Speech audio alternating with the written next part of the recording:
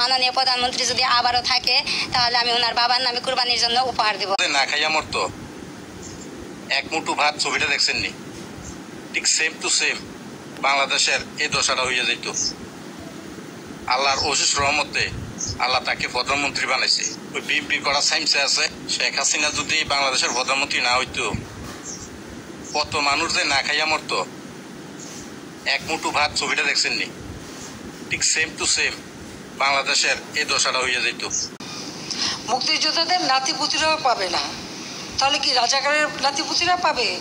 সেটা আমার প্রশ্ন, দেশবাসীর কাছেও প্রশ্ন, যে রাজাকারের নাতিপুতিরা সব কিছু পাবে, মুক্তিযোদ্ধারা পাবে না। আদালতে সেটা সমাধান, এবং আদালত তাদের সুযোগ দিয়েছে, বলেছে আপনারা আসলে আর্গুমেন্ট করেন, বলেন, তা আদালতে চাক বলুক।